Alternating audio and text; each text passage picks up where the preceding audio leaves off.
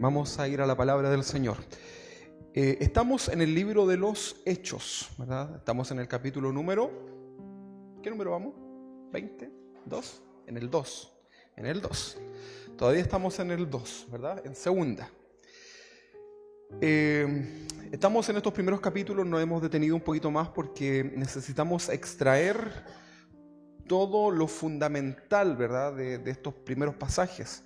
Y aquí hay mucha palabra, mucho conocimiento, ¿verdad? No podemos desperdiciar nada porque es doctrina pura, ¿verdad? Para nuestras vidas. Entonces, no se me apure, no diga, ay, todavía en el capítulo 2, ¿verdad? No se preocupe, ¿verdad? Vamos a continuar, ¿verdad? Y le tengo otra noticia, no vamos a pasar del capítulo 2 hoy día nuevamente. Así que vamos a ir a la palabra del Señor.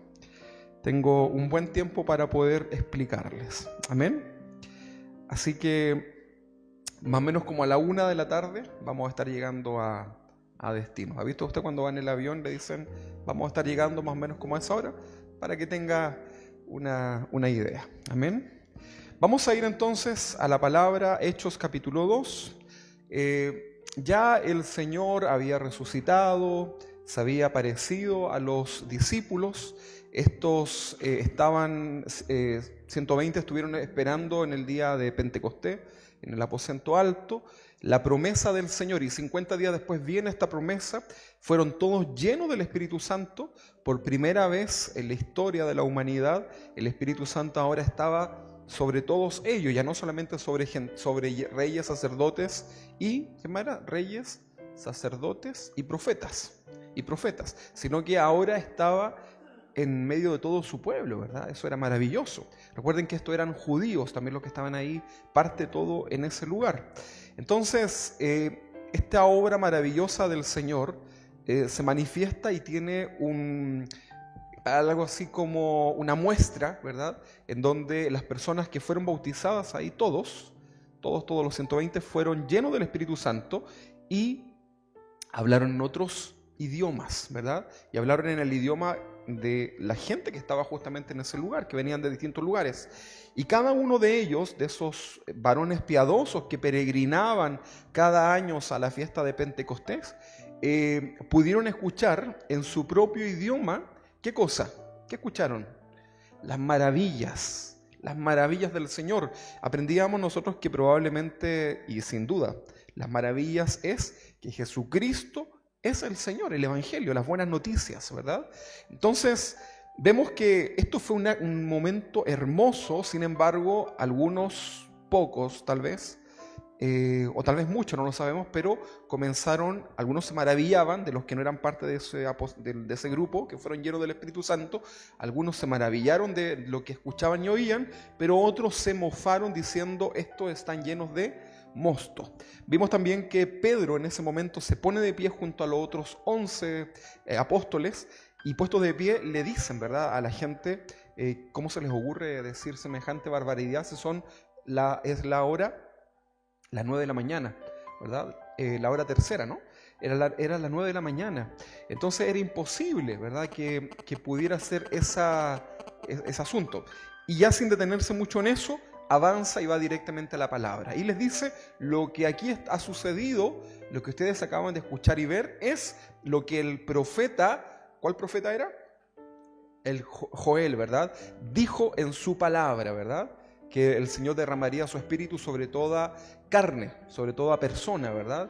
Y comienza a hablar de los prodigios, los milagros, pero también los lleva inmediatamente al juicio, ¿verdad? Y les habla de que viene un juicio sobre la humanidad y que el castigo del pecado es la muerte eterna. Comienza a desarrollar el tema en relación al juicio.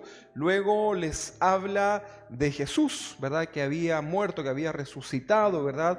Cómo es que el Padre le exaltó y le reconoce como el Hijo de Dios, cómo los milagros le acompañaron, ¿verdad?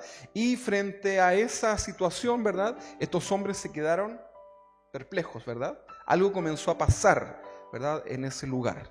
Ahora, vamos a continuar entonces y vamos a hablar acerca de las consecuencias de la primera predicación de Pedro. Mire, la primera predicación de Pedro aquí viene el resultado. Hechos capítulo 2, versículo 37.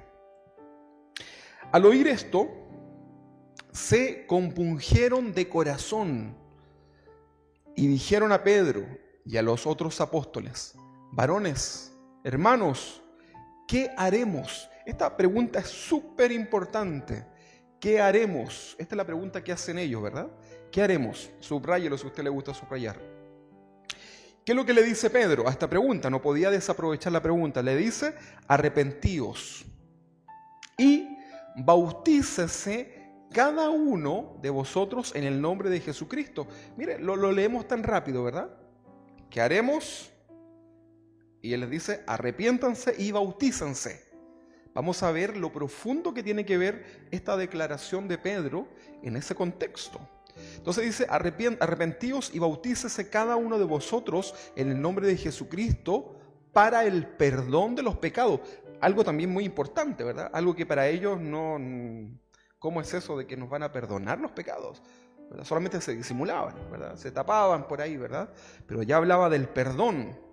Y luego, esto ya más asombroso: y recibiréis el don, el regalo del Espíritu Santo. Nuevamente algo muy profundo, ¿verdad?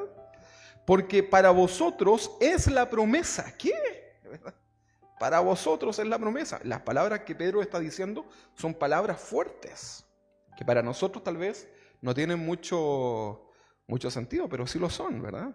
Para nosotros tiene un sentido, pero no le vemos la profundidad a aquello. Dice: porque para vosotros es la promesa y para vuestros hijos y para todos los que están lejos, para cuantos el Señor nuestro Dios llamare. Y con otras muchas palabras testificaba y les exhortaba diciendo: sed salvos de esta perversa generación. Otra palabra candente, ¿verdad? Hay que ser valiente para decir todo eso. Así que los que recibieron su palabra fueron bautizados y se añadieron en aquel día, más o menos, dice, como 3,000. ¡Wow! ¿Verdad? 3,000.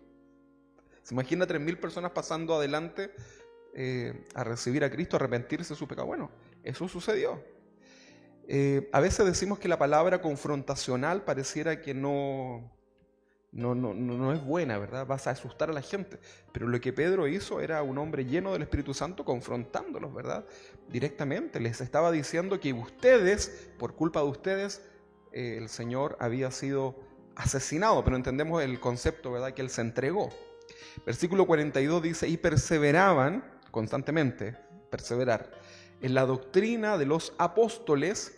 No es que esto no sea doctrina del Señor. Se entiende que la doctrina de los apóstoles era lo que habían aprendido directamente del Señor, ¿verdad? Entonces dice que perseveraban en la doctrina del apóstol, de los apóstoles, del Señor por supuesto, en la comunión unos con otros, o sea, de vivir en sanidad, ¿verdad? En santidad, en integridad unos con otros, en el partimiento del pan. Esto habla de lo cotidiano, lo doméstico, lo sencillo, ¿verdad? La misericordia, y en las oraciones, o sea, también estaban unidos en orar. Fíjense que orar juntos es algo bíblico, ¿verdad que sí? Amén. A propósito del viento, como un viento recio, que me podría mover un poquito el ventilador para acá, a propósito de viento, es que ustedes saben que hace calor, ¿verdad? Ustedes acá no tienen calor, ¿verdad? No, a ustedes no les llega mucho. ¿Se les llega? Bueno, si tienen más calor, pónganse para este lado. Un poquito abajo. Ahí. Esto de tener pastores gorditos, ¿ves? Necesitamos cierta ambientación. Bien, entonces, aquí está.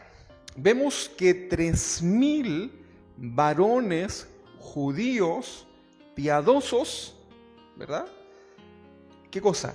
Escucharon y acudieron a este primer mensaje evangelístico para salvar sus almas. Cada uno, aquí vamos a aprender que cada uno vio por sí mismo, ¿verdad? Aquí no pasaron colados, ¿verdad? Había una señora que todos los domingos pasaba a recibir al Señor en una iglesia, ¿verdad? Cada vez que se hacía el llamado, pasaba la señora, ¿verdad? A recibir al Señor. Pero acá 3.000 varones judíos piadosos escucharon este mensaje confrontacional y pasan, ¿verdad?, adelante a entregar sus almas delante del Señor porque habían sido convencidos de su pecado. Vemos acá que la respuesta de estos hombres fue con una pregunta, ¿verdad? Estos hombres dicen, después de ser confrontados, dicen, ¿qué debemos hacer? Pregunta importante, ¿verdad? ¿Qué debemos hacer? ¿Para qué? Para poder librarnos de todo el juicio que viene, para poder ser parte de esa generación que recibe el Espíritu Santo que estaba diciendo el apóstol Pablo, que había sido profetizado por Joel. ¿Cómo lo hacemos, verdad? ¿Dónde me anoto, verdad? ¿Qué tengo que hacer? ¿Hay algo que yo deba hacer? Necesitaban ellos comprender, ¿verdad? Probablemente algún teólogo por ahí va a estar diciendo, pero si la salvación es por fe, no es por obras, ¿verdad? Pero entendamos el concepto. Ellos están diciendo, ¿cuál es el siguiente paso? Queremos hacerlo, ¿verdad? Esta pregunta la hace quien quiere avanzar con su conversión. Este es el contexto, ¿verdad? ¿Ha visto usted cuando a veces a usted le están vendiendo algo? ¿Sí? ¿Alguna vez ha recibido un llamado telefónico? ¿Verdad? Y usted ya siente buenas tardes, y usted le corta, ¿verdad? Porque ya sabe que le quieren vender algún seguro, alguna cosa, ¿verdad? Pero cuando a usted le interesa, cuando a usted no le interesa algo, usted no dice ninguna cosa. Dime. Pero cuando a usted le interesa, usted hace una pregunta, ¿verdad? Son cosas que en ventas uno capta, ¿verdad? Cuando hay un interés. ¿Y cómo es eso? ¿Verdad? No, esto. Y uno comienza a entablar, hay un interés. Estos hombres hicieron una pregunta. O sea, estaban interesados, ¿verdad? Les interesaba avanzar con su conversión. Mira, cuando le prediques a otros del Señor, a usted le gusta predicar a otros, ¿verdad? Bueno, cuando le prediques a otros, debes aprender a escuchar y también debes aprender a discernir si es que hay interés en esa persona o no. Porque está la posibilidad de que estés simplemente perdiendo tu tiempo. Bueno, sabemos que la palabra no vuelve vacía y todo lo demás, pero tiene que haber un contexto, ¿verdad? En aquella persona, en interés, ¿verdad? Tienes que ver tú si esa persona realmente está interesada, porque si no, estás, podríamos decirlo así, como dándole una perla, como dice la palabra, a un cerdo, sin ofender, ¿verdad? Estás tal vez exponiendo la palabra de Dios a algo tan sagrado, a alguien que no tiene ningún interés, ¿verdad? Y tú debes ser respetuoso de todo aquello, ¿verdad? Cuando alguien te quiera hablar de algo importante, lo va a hacer en un contexto donde tú puedas estar muy atento e interesado, ¿verdad? Por eso hay que tener mucho ojo, ¿verdad? Cuando prediques. ¿Cuántas personas te dicen que sí a la invitación, ¿verdad? Pero solamente es por un compromiso. ¿Cuánta gente? Mucha. Tú cuando vayas a hablar del Señor, a veces tienes que... Mira, no siempre es el momento de hablar del Señor, ¿verdad? Contexto. Estás en un grupo de amigos, tus compañeros de trabajo, gente que tú conoces, en donde están hablando tonteras, ¿verdad? Eso es lo que habla la gente allá afuera, ¿verdad? Y tú quieres predicarle a Pepito, ¿verdad? Y están toda la gente ahí, y tú comienzas a decirle, Pepito, ¿sabes qué? Están todos ahí, tienes que arrepentirte de tus pecados porque Jesucristo murió por ti en la cruz, porque la Biblia dice, y tú, Juan 3:16, y le comienzas, y todos los demás lo miran y se ríen, y Pepito está incómodo, ¿verdad? Porque le estás diciendo algo que a lo mejor él lo necesita sin duda, ¿verdad? Pero en ese momento estás siendo poco sabio, ¿verdad? Y estás poniendo en un problema a esa persona y esa persona no te va a escuchar. De hecho, luego te va a evitar, ¿verdad? Porque sabe que eres un desubicado. Entonces, cuando prediques, debes ser valiente, sin duda que sí, pero busca un entorno, ¿verdad? Si está toda la música, todo full, ¿verdad? A todo chancho, decimos en Chile, ¿verdad? En un lugar, en una fiesta, ¡pum, pum! ¿Que Jesucristo murió por ti? ¿Qué? ¿Que Jesucristo murió en la cruz por ti? ¡Pum, pum, pum, pum, pum, pum! No te entiendo. Arrepiéntate. ¿Qué le parece a usted eso? No, ¿verdad? Malísimo, ¿verdad? No es el lugar para llevar la palabra de Dios. Ahora, piensa en esta otra situación. Una persona en un accidente terrible, ahí en su auto, a punto de morir, ¿verdad? ¿Qué haces tú? Y no conoce al Señor. Sus últimos minutos de vida. ¿Qué harías? Aparte de llamar a la ambulancia y todo lo demás. Le presentas al Señor, ¿no? Es necesario. Estás ahí por una razón, ¿verdad? Dios te puso ahí no para que digas, oh, la sangre no me gusta, ¿verdad? Es para que te arrodilles y presentas al Señor, ¿verdad? Y puedes presentar al Señor en segundos, en minutos, como en una larga conversación de muchas horas. Pero aprendamos a tener tino, ¿verdad? Sabiduría de lo alto, cuándo compartir y a quién compartir la palabra, porque sin duda que todos necesitan del Señor. Pero comienza a orar. Comienza a orar. Yo ya estoy orando por algunas personas, ¿verdad?, que Dios ha puesto en mi corazón, y estoy esperando el momento que el Señor me lo permita para, ¿verdad?, darles, ¿verdad?, ahí con la palabra del Señor, para que se arrepientan y conozcan al Señor, ¿verdad? Porque hay gente que yo quiero, gente que no es cristiana, pero que yo quiero. Entonces, quiero compartir con ellos, ¿verdad?, la palabra del Señor. Entonces, cuando prediques a otros, debes aprender a escuchar y discernir si hay interés en esa persona, ¿verdad? Estos hombres, estos piadosos, estos 3.000 que se convirtieron, primero fueron de chismosos, de copuchentos, fueron a mirar qué es lo que era ese estruendo, ¿verdad? Se fijan que Dios hizo algo por algo, les llamó la atención. Si no hubiese sucedido eso, probablemente no estarían ahí parados, ¿verdad? Y se quedaron ahí porque había un interés. Y hacen una pregunta que demuestra que hay un interés. Otros simplemente se fueron, probablemente, ¿verdad? Entonces, uno de los grandes errores que cometemos los cristianos al momento de evangelizar es presionar a las personas, es acorralarlos a que digan que sí.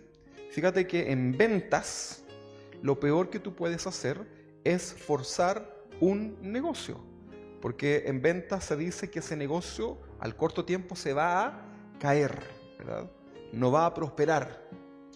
Y tú le insistes en venderle algo a la persona, ¿verdad? Y firme, ¿verdad?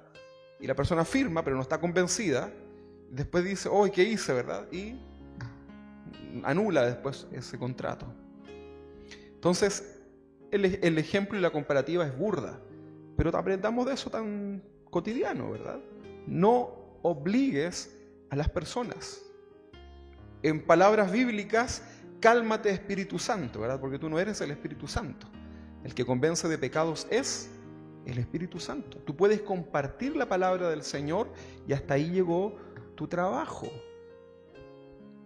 Es que no le hice que hiciera la oración de fe. Cálmate, porque no eres el Espíritu Santo, ¿verdad? Esa persona no necesita tus palabras ni tus repeticiones para que realmente se asegure de estar en el libro de la vida, ¿verdad que sí? Ahora, si se da el contexto y lo puedes hacer, bien, ¿verdad? Pero no obligues a las personas. Comparte la palabra, sí, sé prudente, ¿verdad? Ahora, no te relajes con esto. Entonces voy a predicar menos. No. Examínalo todo, retén lo bueno y fortalece tu vida. No porque una persona repita después de ti una oración de arrepentimiento ya es salva. ¿Está de acuerdo con eso, no? ¿Cuánta gente ha repetido oraciones? Mucha gente repite oraciones. Diga conmigo, Señor Jesús, perdóname. Por mis pecados, límpiame, inscríbeme en el libro de tu vida. Amén. Y la gente lo repite. Hasta si hay un loro, capaz que el loro también lo repita. Amén, ¿verdad? Pero eso no te hace salvo, ¿verdad? Por repetir oraciones. Porque si no, tantas religiones, ¿verdad?, que hacen repeticiones de oraciones, ¿verdad? Hay gente muy religiosa que hace hermosas oraciones, ¿verdad?, pero que no llegan al corazón de Dios. Hay muchos ejemplos donde el Señor critica, ¿verdad?, esa actitud, esas vanas repeticiones, ¿verdad? Si es una oración sincera, que comprende el verdadero mensaje de salvación, entonces esa persona tendrá que demostrar con su testimonio que es un hijo de Dios. La oración es solamente ese primer paso. Pero para ver si esa fe es verdadera, ahora es necesario que lo demuestre. Dice Santiago que la fe sin obras, o sea, decir algo y no manifestarlo en tu vida, es algo muerto. La fe sin obra es muerta. Acompáñenme a Mateo capítulo 3, versículo 8. Mateo 3, versículo 8 al 10. Dice así: haced, esto es un imperativo, una orden. Haced pues frutos dignos de arrepentimiento. El fruto es el resultado de todo un proceso interno que hace el árbol, ¿o no? Usted no planta un árbol y ¡pum!, sale, ¿verdad? El árbol puede pasar, las nueces, por ejemplo, el nogal, los paltos, ¿verdad? Pasan muchos años para que ellos puedan dar un fruto, ¿verdad?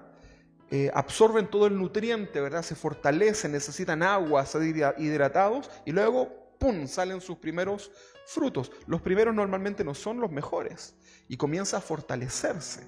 Ahora, tomando esta ilustración, dice: haced pues frutos dignos de arrepentimiento, de una metanoia, de un cambio de mente, de arrepentimiento en relación al pecado. Dice el 9: y no penséis decir dentro de vosotros mismos: a Abraham tenemos por padre, porque esto va dirigido a los judíos. Recuerda, hermenéutica, pasaje, Mateo, contexto dirigido a los judíos. Entonces les dice, Mateo le dice acá: no piensen en su corazón y digan: a Abraham tengo por padre, porque eran judíos, porque yo os digo que Dios puede levantar hijos a Abraham aún de estas piedras. O sea, no se sienten, en otras palabras, no se sienten tan exclusivos, ¿verdad? Que no porque tu papá o tu mamá sean cristianas, en este caso nuestro, tú ya eres un hijo de Dios. Haced pues frutos dignos de arrepentimiento. Versículo 10: y también el hacha está puesta a raíz de los árboles. ¿Para qué necesitamos un hacha, Luis? Estábamos viendo ahí una herramienta. Para cortar árboles, ¿verdad? Entonces, y también el hacha está puesta a la raíz de los árboles. Por tanto, todo árbol que no da buen fruto, porque también pueden haber frutos malos, ¿verdad? Frutos buenos y frutos malos. Todo árbol que no da buen fruto es cortado, ¿y qué más? Y echado en el fuego. ¿Se entiende, no? Yo creo que ya no hay que ser más ilustrativo ahí. Pero acá es: haced frutos dignos de arrepentimiento. Vamos a ahondar a eso más adelante. Las iglesias están llenas de personas convencidas que son salvos, ¿verdad? Mucha gente. Pero el día que mueran, o el día que venga el Señor, ¿sabe lo que va a suceder? Si mueren, probablemente algunos de ellos vayan al infierno. Qué fuerte esto, ¿no? Estoy convencido que soy de Jesús, pero el día que mueres, te vas al infierno. ¡Wow! ¿Alguna vez lo ha pensado, no? Y eso nos lleva a ser temerosos delante del Señor, ¿verdad? Señor, ayúdame, ¿verdad? Porque vivimos una vida tan liviana. ¿Y sabe por qué sucede esto? Porque nunca fueron expuestos al mensaje que los confronta. Estamos hablando de esto porque Pedro hace todo un mensaje confrontacional del día del juicio y los sellos y la ira del Señor, ¿verdad? El juicio venidero, que dicho de paso falta muy poco, ¿eh? Si el Señor viniera hoy día, estamos a un poquito más de 7 años tal vez, del gran juicio, ¿verdad?, sobre la humanidad. Juicio en el cual no estará la iglesia, por supuesto, ¿verdad? La verdadera iglesia del Señor. Entonces, esto sucede, esta gente convencida que va al cielo, pero que probablemente irá al infierno, es porque nunca son expuestos al mensaje que los confronta en su condición pecadora y la necesidad del perdón de sus pecados por medio de Jesús, ¿verdad? Recordemos que el mensaje entonces de Pablo, que Pedro inició hablando es del juicio que vendría sobre esta terrible humanidad. Habló de lo terrible que será el gran día del Señor, ¿verdad? El día temible. Wow, ¿verdad? Grande y maravilloso, dice el Apocalipsis, creo, ¿no? Grande y maravillosas son tus obras, Señor Dios Todopoderoso. Justo y verdadero son tus caminos, Rey de los santos. Y luego dice más adelante, ¿quién no te temerá, oh Señor, y glorificará tu nombre? Porque tus juicios han llegado. Temed a Dios y dadle honra. Tremendo, ¿verdad? Es que hoy día lo tomamos con liviandad, pero eso será un día tremendo. La humanidad hoy día se conmueve por los incendios, por el terremoto, por la pandemia, ¿verdad? Pero lo que viene para esta generación, es algo tremendo. Por eso es importante que le hables a tus hijos, ¿verdad? Porque ellos, más que todos, necesitan, ¿verdad?, saber del Señor. Bueno, y tú también, obviamente, ¿verdad? ¿Cómo estamos predicando? ¿Cómo estamos compartiendo la palabra a otros? Venga Jesús, que Él está desesperado por cumplirle todos sus deseos. Pasen, por favor, ¿verdad? Campaña de milagros, ¿verdad? Traiga sus muletas, ¿verdad? Venga por su milagro. Hay un milagro en tu boca, dicen unos por ahí, ¿verdad? Cruzada de favores de parte del Señor, ¿verdad? Pasen, por favor, pasen, entren, entren, ¿verdad? No tarden más. Jesús quiere hacer un milagro en tu vida. Jesús quiere restaurar tu matrimonio. Jesús quiere hacer esto y Jesús quiere esto otro. ¿Saben que hay títulos de nombres de iglesia que son peligrosos incluso? Son como publicidad engañosa, ¿verdad? ¿Por qué habla de eso, verdad? Con eso, si usted pone un cebo afuera, ¿verdad?, en el patio de su casa, con un pedazo de grasa, ¿verdad?, va a traer ratas, va a traer, ¿qué más?, moscas, ¿verdad? Pero ¿va a traer ovejas? No, ¿verdad? La abeja no come eso, ¿verdad? Si usted pone un montón de basura y está en el campo, van a llegar las cabras, ¿verdad? Y se van a comer todo. Pero las ovejas no van a comer eso. La oveja es un animal limpio. Entonces, ¿cómo estamos predicando? Ven a Jesús que está desesperado por ayudarte. Te garantizamos 24 horas de atención al cliente, ¿verdad? Ven a Jesús, ¿verdad? Ven, no tardes más, ¿verdad? Si le dices a una persona que repitiendo una frase, una oración cliché, recibes a cambio todo eso, la pregunta es, ¿qué persona te diría que no?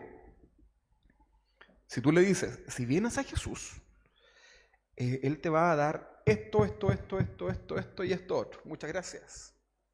Y un vaso de agua también te dará Jesús. Si tú le dices todo eso, ¿verdad? Vas a tener casa, auto, esposas, hijos bonitos, ¿verdad? Vas a tener aquí, allá. ¿Qué persona te diría que no? A ver, ¿qué crees tú? ¿Qué te dice el sentido común? Ninguna persona, ¿verdad? Todos te dirían que sí, ¿verdad? Ahora, acá surge una pregunta, ¿verdad? Porque hemos hablado siempre en tercera persona, a los que yo le predico, a los que le predican otros, ¿verdad? El falso evangelio, como sea. Pero ahora la pregunta, cambiémosla, ¿verdad? ¿Qué es lo que nosotros le estamos predicando a otros, ¿verdad? O una mejor pregunta, ¿verdad? Y veamos en nosotros cuál es el evangelio que estamos nosotros recibiendo. A lo mejor tú viniste hoy día porque necesitas una gauchadita del Señor, ¿verdad? Un favor del Señor. Voy a ir a la iglesia porque esta semana voy a hacer tal cosa, ¿verdad? Entonces le voy a hacer la pata al Señor. Yo por eso a veces no estoy muy de acuerdo con los ayunos, ¿verdad? Porque se ha tomado el ayuno, que es bíblico por supuesto, pero se ha tomado el ayuno como un amuleto, algo así, ¿no? Y ahí están los jóvenes que no estudiaron en todo el año, ayunando el día de la prueba de actitud académica. No, ¿cómo se llama ahora? Ya ni sé cómo se llama. ¿Cómo? ¿PAE? ¿PAES? Ah, el pavo. PAES. Y ahí están, ¿verdad? No estudiaron, pero justo ese día llegan a la iglesia, ¿verdad? Llegan así con cara de bueno.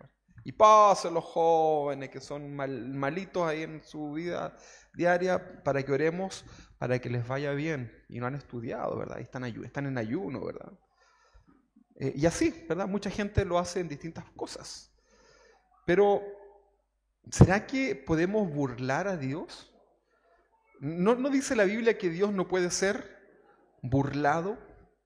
Y como muchas veces, cualquiera de nosotros, intentamos burlar al Dios sabio, ¿verdad?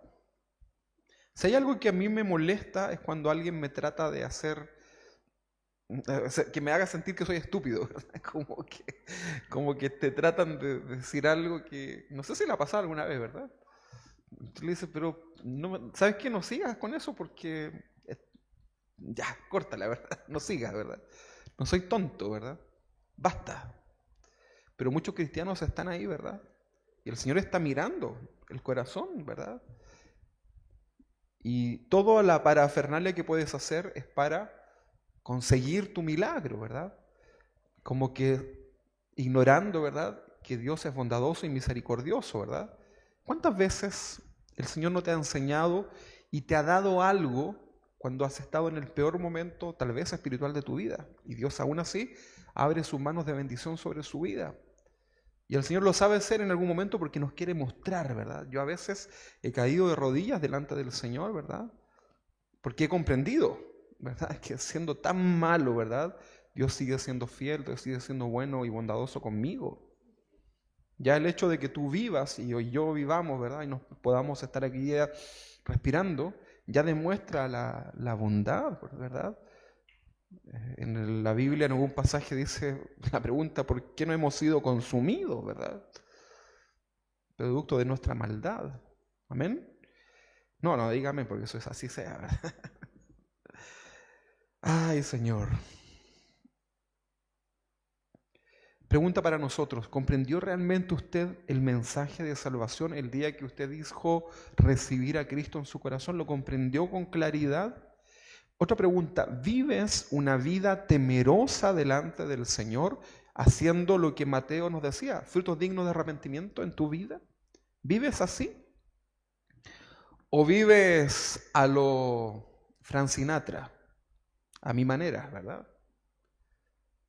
Esa canción de Frank Sinatra, yo ya la detesto, porque todos los que viven su vida como quieren, ¿verdad? Cantan esa canción, ¿verdad? Es el himno de los gays, ¿verdad? Que los transformistas, a mi manera, cantan porque ellos viven como quieren, ¿verdad? Hacen lo que quieren, viven como quieren, ¿verdad? Pero ¿cómo estás viviendo tu vida? ¿Cuántos han luchado esta semana con sus pecados? A ver. ¿Sí? Yo sí. ¿Usted no? Mire que son buenas. Yo sí he luchado, ¿verdad? Y llorado, me he amargado, ¿verdad? He querido pegarme en la cabeza, ¿verdad? Porque a veces uno no entiende. Hay una lucha ahí con esto, la carne, ¿verdad? Ay, Señor. Pero, ¿comprendiste realmente el mensaje de salvación? ¿Estás viviendo una vida temerosa delante del Señor?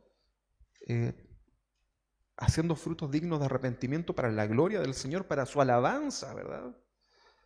Muchos creen que el Señor los perdonó sus pecados, ¿para qué? Para seguir pecando. Muchos piensan eso, ¿verdad? Otros piensan que al venir a la iglesia es como que se les vacía el estanque del pecado, ¿verdad? Aquí lo derraman, ay Señor, me perdonaste, gracias Señor. Y al contar del lunes tienes licencia o capacidad en tu estanque, ¿verdad? Para seguir pecando. ¿Le parece absurdo eso, no? Es absurdo. Pero fíjese que es un pensamiento muy común, ¿verdad? Un pensamiento religioso por lo demás, ¿verdad? Que es como que aquí nos limpiamos y nos limpiamos para llenar más pecado. Eso es una tremenda... Eso es peligroso, ¿eh? Eso es peligroso. Horrenda cosa es caer en manos de un Dios vivo. Mensaje dicho para sus pueblos. No está hablando de los de afuera. Para su pueblo. En Judas, capítulo 1, bueno, no tiene más capítulos en realidad. En el versículo 4, ¿verdad? Cuando le digan Judas versículo 4 es porque tiene un puro capítulo, ¿verdad? Dice, porque algunos hombres han entrado encubiertamente, los que desde antes habían sido destinados para esta condenación, hombres impíos que convierten en libertinaje la gracia de nuestro Dios. O sea, el que convierte en libertinaje la gracia de Dios, el que piensa así, no es de Dios. ¿O no? Las cosas como son. Y niegan a Dios, el único soberano, y a nuestro Señor Jesucristo. Dios nos ayude. Hay un dicho popular que dice que en la viña del Señor hay de todo, o de todo hay en la viña del Señor. ¿Ha escuchado ese dicho, verdad? Es un dicho popular. Pero lo cierto es que en la viña del Señor solo pueden estar los redimidos del Señor, si lo queremos llamar así, o en el rebaño del Señor, como usted lo quiera llamar. ¿Sí?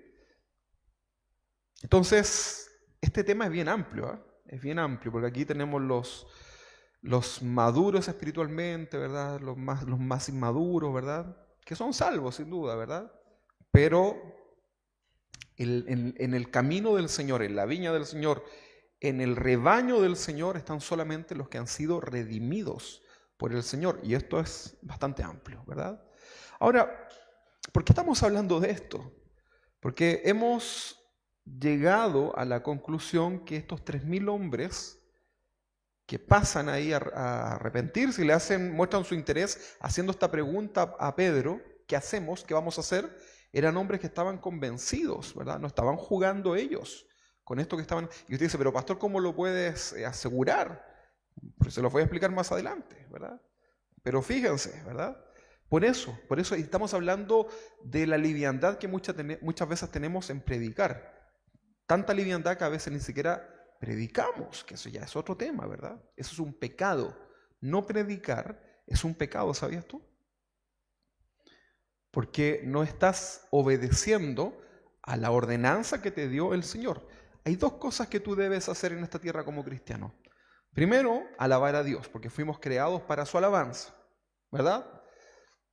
Eso es lo primero. Y lo segundo, predicar. Ir por el mundo y predicar, esa es la gran comisión, la gran tarea, predicar a toda criatura y hacer los discípulos, bautizarlos en el nombre del Padre, el Hijo y el Espíritu Santo. Pero son dos cosas que cuando tú no las haces, pecas.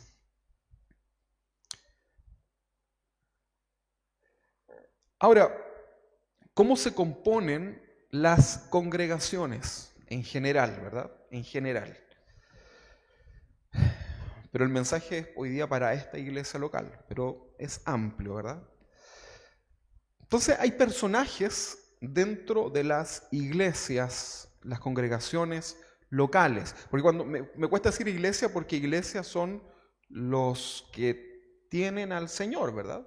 Entonces hablemos de personajes que pueden asistir a una iglesia local, ¿verdad? Por ejemplo, está el oportunista. ¿Qué es el oportunista? El que busca una oportunidad para beneficiarse, ¿verdad? Tú le dices a alguien, oye, que eres oportunista, ¿verdad? Haces esto solamente para recibir esto que te puedo dar, ¿verdad? Oportunista. Y dentro de las iglesias tenemos gente que es oportunista, ¿verdad? Solo va a la iglesia cuando necesita un favorcito de parte del de arriba, dicen ellos, ¿verdad? ¿Y por qué vino? No, es que necesito un favorcito del desde arriba. Me han dicho así, ¿eh? Ah. ¿Y cuál será el favorcito? ¿Verdad? Que me gane la lotería. Uy, no, ya están pero perdidos, ¿verdad? Entonces el oportunista solamente se acerca a Dios, ora o viene a la iglesia cuando necesita un favor, ¿verdad? Por el favor. Recuerden que a esos el Señor le llamó los que vienen por los pan y los peces, ¿verdad? Ahí está una referencia bíblica. El Señor se hartó de esos, ¿verdad? Se fue, los dejó ahí a la multitud, los dejó botados, se fue, cruzó el lago, ¿verdad? Y la multitud se enojó, ¿verdad? Y empezaron a decir, y llegaron a donde estaba el Señor, ¿verdad? Dice la Biblia que en el idioma original dice que estos tragaban como animales, ¿verdad? O sea, iban literalmente por los panes y los peces y los milagros, ¿se entiende, verdad? Pero no creían, ¿verdad? Pero gustaron del don celestial, como dice Hebreos 6. Entonces, el oportunista, el hermano o la hermana, entre comillas, oportunista. El religioso es otro personaje, ¿verdad? Que también fue criticado por Jesús. A eso les dio duro el Señor, ¿verdad? Y el religioso vive peor que un mundano, allá afuera, ¿verdad? Vive peor que un mundano. Su testimonio afuera es de lo peor, pero es fiel en su iglesia. El religioso se incomoda si alguien va y lo conoce en el contexto en el cual él se desarrolla, ¿verdad? Se incomoda. ¿Por qué? Porque vive como un mundano, tiene mal testimonio, ¿verdad? Es de lo peor. Entonces, le complica, pero en su iglesia es, ¿verdad? Es que le falta que llegue en un carro, no sé, tirado por ángeles, ¿verdad? Le gustan las tradiciones, porque así se siente más santo. Recuerde que religioso es una persona supersticiosa, deisi daimon en el griego, muy supersticioso significa religioso, o sea, le atribuye a todo lo externo algo sobrenatural. No es que yo vengo hoy día con esto, ¿verdad? ¿Cómo se llama esto? Chaqueta, pantalón, quiero estar ordenado, ¿verdad? Me gusta. Pero el religioso le da a todo esto, ¿verdad?, un lugar muy importante en su vida delante de Dios, ¿verdad? Ahora no significa que usted ahora venga con ojota a la iglesia, ¿verdad? Pero entendamos, ¿verdad?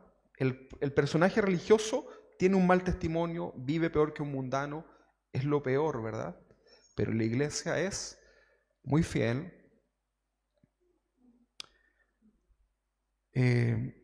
Y le gustan mucho las tradiciones, ¿verdad?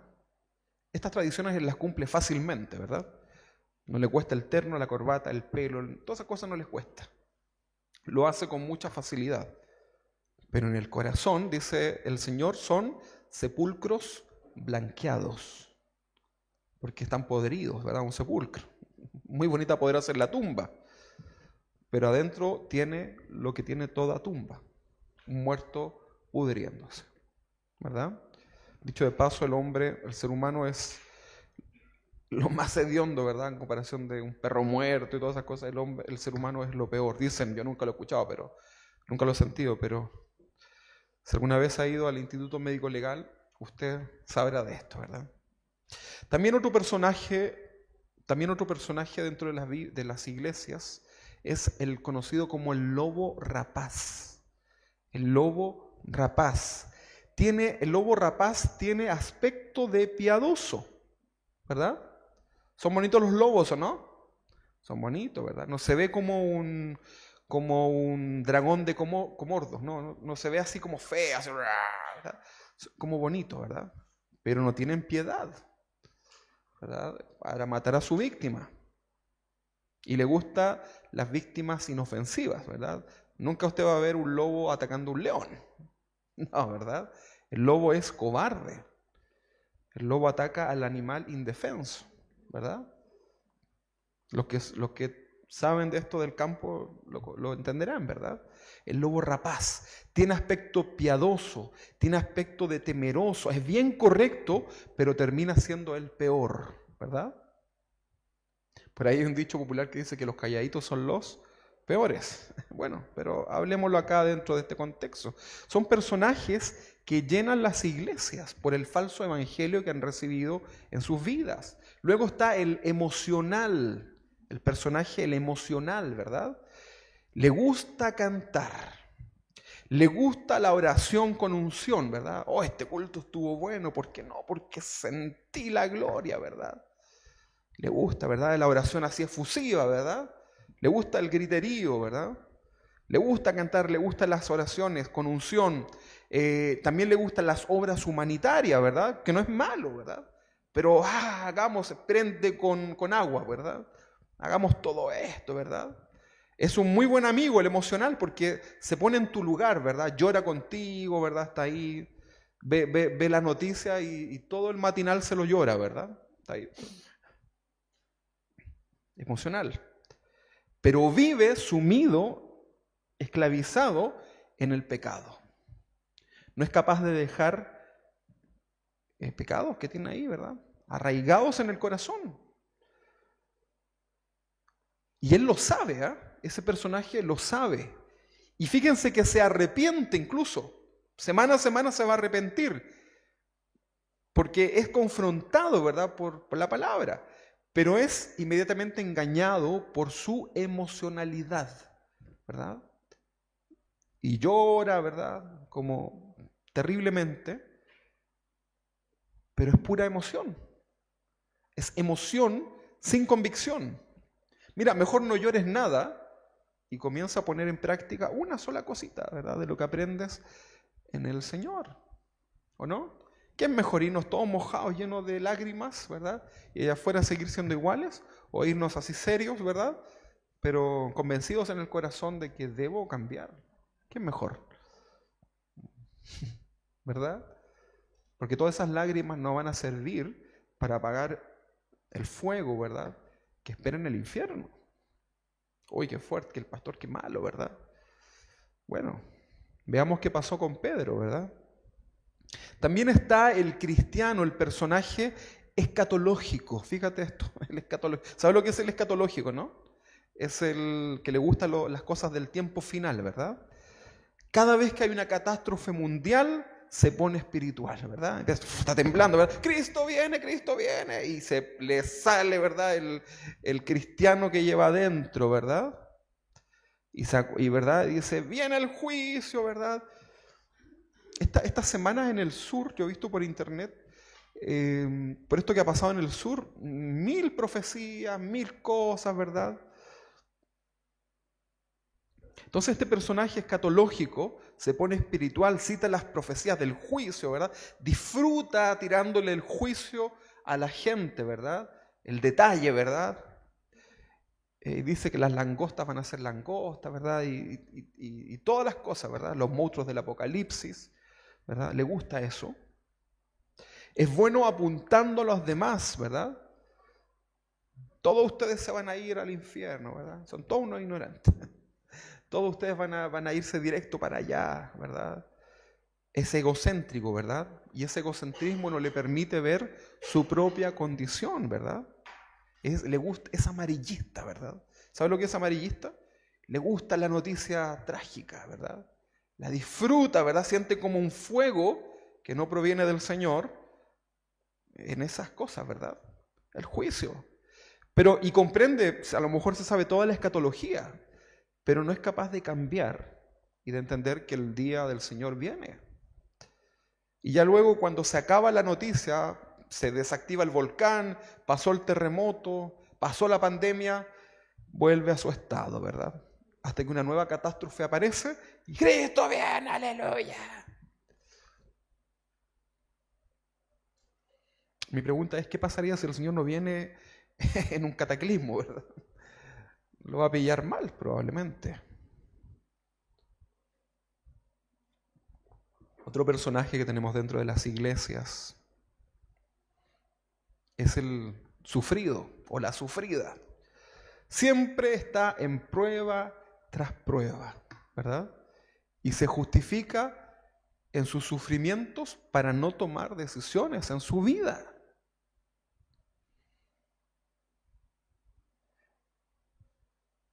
Y no toma decisiones en su vida, no crece, ¿verdad?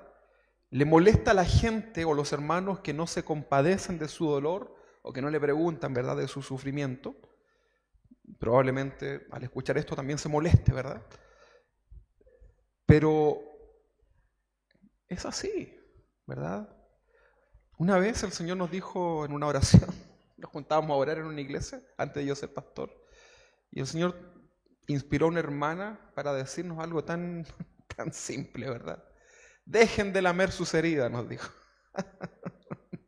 Y ahí quedamos, ¿verdad? Todos los llorones sacando, porque pobrecito, ay, me duele aquí el hambre, Señor, me duele esto, ¿verdad? Mi triste vida, ¿verdad? Y el Señor nos dijo, dejen de lamer sus heridas, ¿verdad?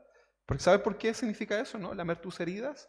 Porque el perro lame sus heridas y se saca nuevamente y sigue sangrando, y eso es de nunca acabar. Dejen de lamer sus heridas, los sufridores, ¿verdad? Pare de sufrir. Pare de sufrir, ¿verdad? Centre su vida en el milagro de Jesús, ¿verdad? Ponga su mirada en el Señor y no en las situaciones. Proponga en su vida servir a Dios para que lo pueda servir, ¿verdad? Pero hay gente tan sufrida y que tú le dices, pero mira, hermana, pronto el Señor vendrá, o hermano, el Señor viene pronto, ¿verdad? Ya no habrá más tristeza, más llanto, ni dolor. No va a haber tristeza en el cielo. No. Les gusta el dolor, ¿verdad? Les gusta el sufrimiento. Mira, puede que suene esto como ofensivo, hasta como ridículo, ¿verdad? Pero hermanos, esa es la realidad de la iglesia hoy día, ¿verdad? Y un cantante cristiano puso una canción, ¿qué te pasa, iglesia, verdad? ¿Qué te sucede? Escúchelo. ¿Quién es Marcos Vidal, creo, no? ¿Qué te pasa, iglesia, verdad? Estamos tan distantes de lo que realmente es el Señor, ¿verdad? El sufrido, el espiritista, otro más, que llena las iglesias. No es espiritual, es espiritista, ¿verdad? Todo lo que pasa o lo que sucede lo relaciona con ataques del demonio, del diablo, ¿verdad? Tú hablas con esa gente y puros diablos, demonios, hombre fuerte, el no sé qué, ¿verdad? Y que la profeta no sé de dónde fue a enterrar una espada al monte de no sé qué, ¿verdad? Y que le salió Munra, ¿verdad? Y que le dijo que el castillo de Grayskull, y una cosa así, pero terrible, ¿verdad? Todo lo satanizan, ¿verdad? Los cazafantasmas, ¿verdad? Que todo gira en torno a la liberación, ¿verdad? Ellos necesitan la manifestación así como demoníaca para que una persona sea cristiana, pero eso no es una garantía. Te pueden sacar los demonios y eso no significa que tú ya eres salvo. ¿O sí? No, y tú tienes la posibilidad de tomar decisiones después, ¿verdad? Pero el espiritista todo lo relaciona con el ataque del enemigo, los demonios, ¿verdad? Le gusta hablar del tema, ¿verdad? Hoy hablemos de los demonios. Ya. Voy a empezar a hablar y tienen unos libros así con nombre, cosas súper rebuscadas, ¿verdad? Hay una que escribió un libro, Cerdos en la Sala, ¿verdad? Se llamaba algo así, ¿verdad? Y le gustan estos libros. De hecho, en las librerías hay una sección, ¿verdad? Así como dice terror, aquí usted busca ahí, ¿verdad? Esa sección y se compra todos esos libros, ¿verdad? Mira, con esto yo no estoy diciendo que el mundo espiritual no existe. Yo lo creo, ¿verdad? Hemos tenido experiencias, pero el evangelio no se trata de eso, ¿verdad?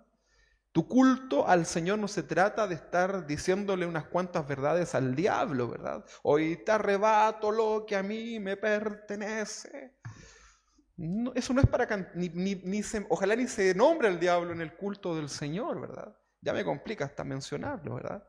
Porque nuestro objetivo es el Señor. Pero estoy hablando de esto porque es una realidad dentro de la iglesia, una triste realidad, ¿verdad? ¡Qué fome, pastor! Vamos a tener que hablar entonces como de las cosas de la Biblia. Sí, pues, porque en ella tenemos vida. Es la palabra del Señor. Conoceréis la verdad. Y la verdad, que es la palabra del Señor, os hará libre, ¿verdad? Hablando de demonios, diablos y colas de flecha, solamente vas a tener miedo en la noche para dormir, ¿verdad? Después tus hijos están aterrados, ¿verdad? Que no quiere, pastores, que no se me pase, no hay caso sacarlo de mi cama, ¿verdad? Claro, si pones puras cosas terroríficas, ¿verdad?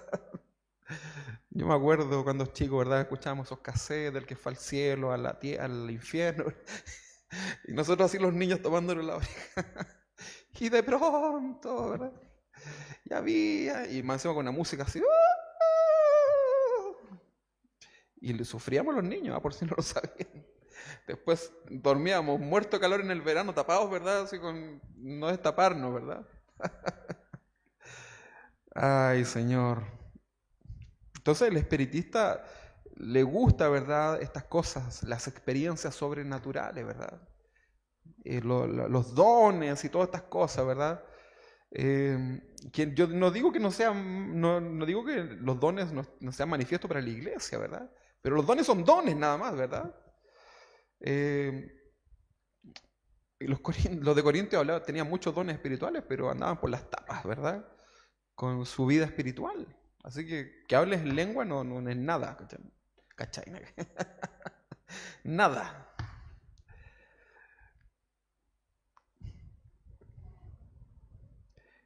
Otro personaje es el teólogo, ¿verdad? Dentro de la iglesia, el hermano es teólogo, el estudioso. Le gusta la lectura bíblica, pero a un nivel intelectual, ¿verdad? Intelectual. Se entiende lo que es intelectual, ¿verdad? Que no logra extraer lo espiritual, ¿verdad? Entonces lee la Biblia, pero a nivel intelectual. Le encantan los temas históricos, arqueología bíblica, a mí me encanta también, ¿verdad? Pero en todo eso uno, ¿qué es lo que hace? Extrae lo espiritual, ¿verdad? ¿Cuántas veces los estudios bíblicos nos quedamos maravillados, ¿verdad? De la grandeza del Señor, que todo eso es lo que nos lleva, ¿verdad? No nos quedamos pensando en cosas ahí, ¿verdad? Le gustan los temas rebuscados, ¿verdad? ¿Cuántos árboles habían en el Edén, ¿verdad? ¿Había litre en el Edén o no había? ¿Es del diablo el árbol del litre? Cosas así, ¿verdad? Y se dedican toda su vida después a investigar acerca de eso. Le gusta algunos temas bíblicos rebuscados, pero para demostrar su conocimiento o también para adquirirlo y luego mostrar que saben harto, ¿verdad? ¿Has leído el Evangelio de Enoc? ¿Qué? ¿Has leído? ¿Cómo es eso? Veo que no lees tanto, ¿verdad? Y comienzan a impresionarte, pero sus vidas, teólogos, ¿verdad? Teólogos, como decían por ahí. Ser un conocedor de la Biblia no te hace ser un hijo de Dios completo. Si no lo aplicas, ¿verdad? Si no vives esa palabra. Recuerde usted que los fariseos eran estrictos, observantes y hacedores de la ley, pero de manera intelectual religiosa, ¿verdad? Otro personaje que llena las iglesias es el inconstante, ¿verdad? Viene esporádicamente a la iglesia, aparece en cualquier momento, pero no tiene un compromiso con la obra del Señor, ¿verdad? El hermano Halley, ¿verdad? Pasa acá. Había una hermana hace tiempo, en una iglesia que nosotros estábamos, que venía como una vez al año, ¿verdad? Y cuando venía la hermana a la iglesia, decía, oh, ¿qué ha pasado el tiempo, verdad? Porque aparecía cada un año. ¿En serio? No había una constancia, ¿verdad?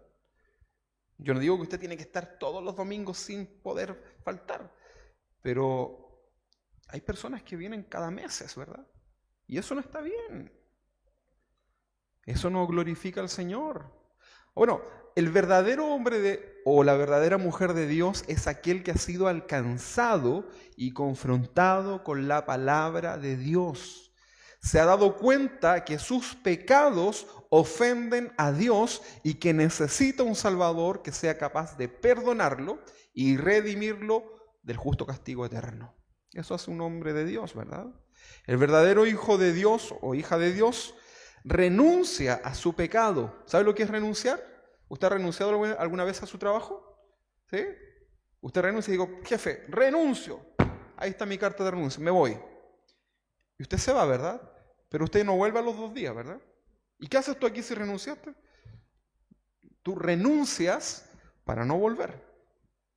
Entonces, el verdadero hijo de Dios, la verdadera hija de Dios, es aquel que renuncia a su pecado y está convencido en el corazón que cualquier pecado va a ofender a Dios. Y Dios es a quien más ama, ¿verdad? Está por sobre todo. Dios está por sobre su propio placer. Esa es la actitud que tú debes tener frente al pecado, que ofende a Dios. Pero ¿qué dicen muchos cristianos? Si el Señor sabe, ¿verdad? No, si el Señor... Es que Él me entiende. Él me hizo así, tal como soy, me ama. Un mal concepto del Evangelio, ¿verdad? El verdadero creyente manifestará en su vida, ¿qué cosa? Un buen testimonio. Con su familia, con su entorno y finalmente en su iglesia. Porque en la iglesia es el lugar donde menos estamos, ¿no? Hablando de la iglesia local. ¿Sí o no? ¿Cuánto tiempo destina usted a venir a la iglesia? 2 horas y media, si viene el domingo. 5 horas, si viene a lo mejor el domingo y el jueves. Más 1 hora y media del martes. ¿Cuánto es? 6 horas y media. 6 horas y media en la semana. ¿Sí? Multiplíquelo eso, 24 por 7, ¿cuánto es? ¿Los buenos para la matemática? ¿Cuánto es? Harto. Bueno, de eso harto, 6 horas, ¿verdad? Bueno, entonces es poquito el tiempo en que nos vemos en la iglesia, pero tu buen testimonio, el verdadero creyente manifiesta en su vida un buen testimonio, primero con su familia, que lo ve todo el día, luego en tu entorno, en tu trabajo, con la gente que te relacionas, y finalmente en la iglesia, ¿verdad? O sea, lo que usted es aquí en la iglesia, yo me imagino que también lo es allá afuera, ¿verdad? Así que no me hable con palabras como de cristiano extraterrestre, hable normal, ¿verdad? Pero asimismo hable también afuera. ¿O no? No puede estar hoy día aquí, aleluya, aleluyita, y allá afuera a puras groserías, ¿no? ¿Verdad? No podemos hacer eso. Tenemos que entender que tenemos que ser igual aquí y ¿a dónde? En la quebrada del ají, en todas partes, ¿verdad? En todas partes. El verdadero creyente manifiesta en su vida un crecimiento espiritual. Hay madurez en su vida cristiana, va creciendo, ¿verdad? No retrocediendo, va creciendo espiritualmente. Cultiva su vida espiritual en un devocional diario personal. Tiene interés por los temas del Señor, por los estudios bíblicos, por la oración, por congregarse, por tener comunión con demás creyentes, ¿verdad? Quiere ser amigo de otros creyentes, ¿verdad que sí? Eso hace.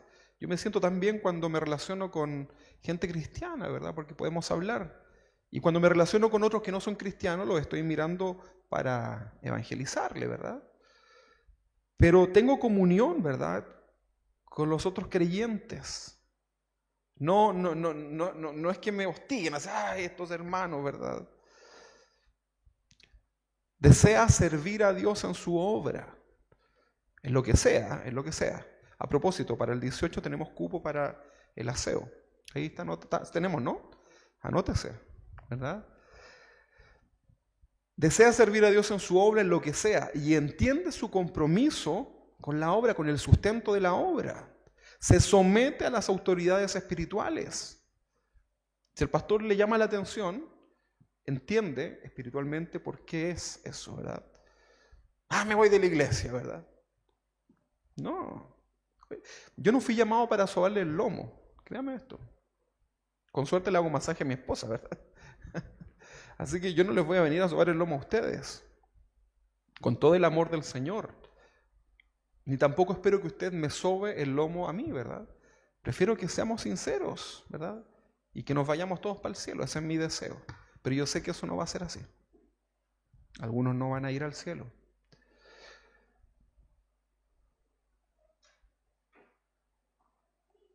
Una característica del verdadero creyente es que se multiplica.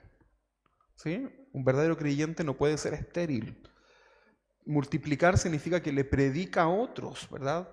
Del Señor. Hace algo por multiplicarse. Tiene un llamado luego al ministerio, ¿verdad? Un cristiano va a tener un llamado a servir a Dios en algo, por más mínimo que sea, va a tener ese compromiso, ¿verdad? Acude a ese llamado. Dios y las cosas de Dios para ese hombre y esa mujer son intransables. O sea, esto en México dicen primero Dios, ¿verdad? Cuando le preguntan algo a la gente de México, puede venir primero Dios, ¿verdad? Dicen así, es un dicho que hay popular allá, ¿verdad? Entonces pone las cosas de Dios en el primer lugar. Nada puede estar por sobre las cosas del Señor, ¿verdad? Nada puede interrumpir su tiempo con el Señor, ¿verdad? Una triste película no va a entorpecer su devocional diario. Primero Dios. Qué importante entonces, amados hermanos, examinar nuestras vidas cristianas delante del Señor. No sea que hoy estés confundido y estés en peligro, ¿verdad? ¿Cómo está tu corazón hoy día? ¿Cómo está el corazón? ¿Cuánto tiempo llevas en el Evangelio? ¿Ya estás dentro del reino de Dios? ¿Tienes esa seguridad que te da el Espíritu Santo o sigues luchando con esta duda en tu corazón? Bueno, volvamos entonces a la escena de Pedro predicando ese día en Pentecostés, en donde luego de la exhortación de la palabra, 3.000 hombres se arrepienten. En su sermón, Pedro responsabilizó a estos hombres piadosos que estaban escuchando de la masacre que habían hecho con el mismísimo Hijo de Dios, con el Mesías, con el Cristo, con el Santo de los Santos. En Hechos 2:36, que era el pasaje que estábamos leyendo, les dice: sepa pues ciertísimamente toda la casa de Israel, los judíos, que a este Jesús, a quien vosotros crucificasteis, o sea, al que ustedes mataron, asesinaron, esa masacre que hicieron, Dios le ha hecho Señor y Cristo. Esta frase les llegó al corazón. Cuando estos hombres escucharon todo este testimonio y la responsabilidad que había sobre ellos en relación al motivo de su adoración, imagínense que ellos habían ido a adorar a Dios a la fiesta de Pentecostés, ¿verdad? Iban ahí a buscar la bendición de Dios y hacían todo, y eran varones piadosos. No todos los judíos hacían esto, pero se estaban dando cuenta en ese momento y estaban siendo convencidos de que el motivo de su adoración, religiosamente, ellos, a Jesús, en este caso al Mesías, lo habían asesinado. ¿Se dan cuenta de eso, verdad? Y en sus corazones reaccionan. Y en el versículo 37 dice: al oír esto se compungieron de corazón. Compungieron, yo les voy a explicar lo que significa esto, ¿verdad? Se compungieron de corazón y dijeron a Pedro y a los otros apóstoles. Aquí viene la pregunta que demuestra su interés. Varones, hermanos, ¿qué haremos? ¿Saben lo que significa compungieron? En el griego se usa la palabra katanuso, ¿verdad? Con doble S, con K, katanuso. Compungir o compungieron significa, dice acá, lo hace de una manera ilustrativa, significa perforar algo, pero también significa acuchillar de manera inesperada. Se compungieron. Cuando Pedro les declara esta verdad de que habían asesinado al Mesías, al Hijo de Dios, es como que esa palabra de Dios les llega como una estocada en el corazón, ¿verdad? Se compungieron inesperadamente. Estaban escuchando y de repente, ¿verdad? Le perforó el corazón. Eso es algo terrible, ¿no? se compungieron, contrito, ¿verdad? Contrito de corazón significa dolido en el corazón por el pecado, por haber pecado delante de Dios. Y a ese no lo menosprecia a Dios, dice su palabra, ¿verdad? Entonces se compungieron significa perforar, significa acuchillar de manera inesperada. Estos varones piadosos quedaron aturdidos por no tener palabra alguna para justificar lo que habían hecho 50 días atrás aproximadamente. 53 días. Estaban sin palabras. ¿Alguna vez usted se ha quedado sin argumentos, verdad? Los varones, cuando la esposa nos dice unas cuantas verdades y usted ya se queda sin y queda así, ¿verdad? Y le tira a la última, ¿verdad? Estos hombres se quedaron sin palabras, acuchillados, ¿verdad? Ahí, por lo que habían hecho. Estos hombres quedaron agobiados por el dolor, por el remordimiento. Ahora, hagamos una hermenéutica, una interpretación emocional de la situación, ¿verdad? Mire, por miles de años los judíos hacían todo tipo de rituales y ceremonias que proclamaban al Mesías, ¿verdad? Que apuntaban al Mesías. ¿Se recuerda el tiempo del tabernáculo? Todo lo enseñado por Moisés. Ellos venían por ya muchos años, ¿verdad? Y ellos hacían todos estos rituales, ¿verdad? Estas ceremonias, en donde apuntaban todo a su Mesías como su único Salvador. Dios era el fruto de su adoración. Sin embargo, ahora estaban comprendiendo que Jesús, el que despreciaban, el que probablemente se burlaron, se rieron, se mofaron, tal vez algunos de ellos fueron partes de verdad de los escupitajos, de las patadas, ¿verdad? De las blasfemias contra Jesús. Ellos se estaban dando cuenta en ese momento que el Mesías esperado había sido rechazado. O sea, lo tuvimos enfrente, lo vimos y lo rechazamos. Se mofaron de él, lo maltrataron, pero finalmente lo peor de todo es que entregaron la vida del Mesías a sus peores enemigos. ¿Quién eran los peores enemigos de los judíos? Los romanos. Ellos estaban bajo el imperio romano, ¿verdad? Y se lo entregan a para que sea, porque los romanos, ¿sabe por qué lo hacen también? Porque los romanos eran expertos en la tortura. Y se lo entregan.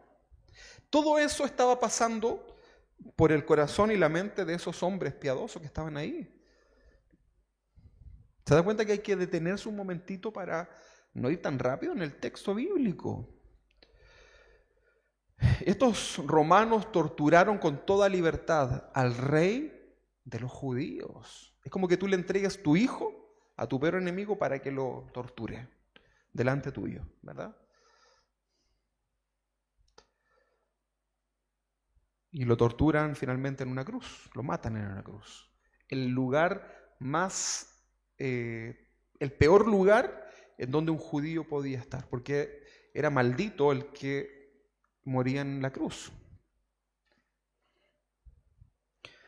Por otra parte, Pedro les había anunciado que el Mesías había resucitado. Ellos ya sabían que el Mesías había resucitado al tercer día. Lo cual, para la iglesia naciente, eso era un triunfo, ¿verdad? Resucitó el Señor, para la iglesia. Pero para los que asesinaron a Jesús, que el Mesías haya resucitado era un problema, ¿verdad? Mire, le voy a poner un ejemplo bien burdo. Resulta que usted va y manda a un hombre a la cárcel, un hombre malísimo, ¿verdad? El peor asesino. Lo manda a la cárcel, y han salido noticias por ahí, ¿verdad? Cumple la condena y sale. Ya no está preso, está libre. ¿Cómo se siente esa persona? ¿El que lo metió a la cárcel?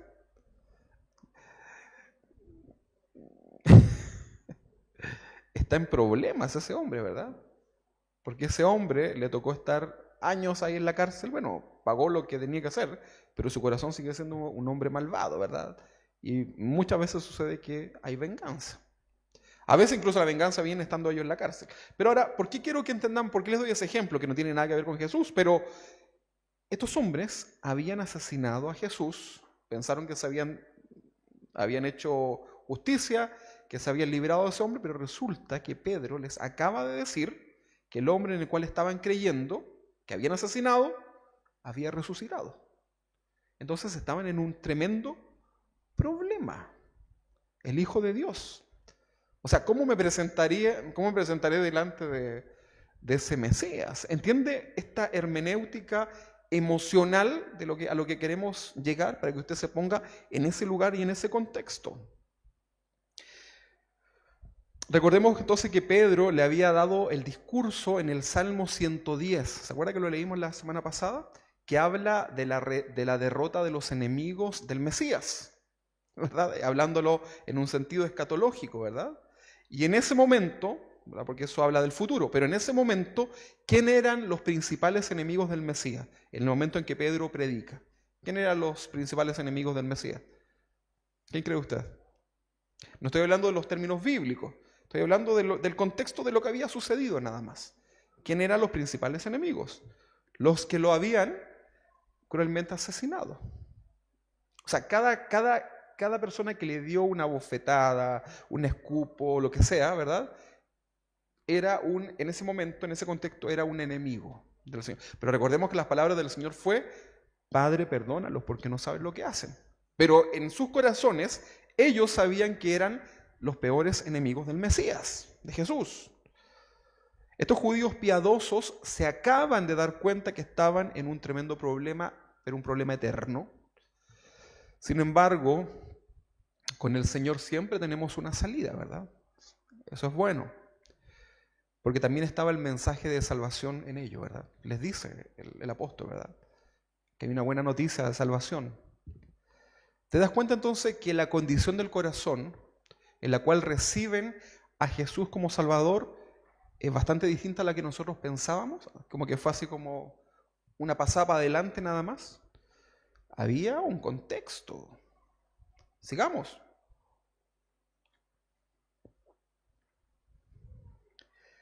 Entonces, ellos estaban completamente convencidos de su pecado. Estaban desesperados por ser perdonados. Necesitaban un Salvador, ¿verdad?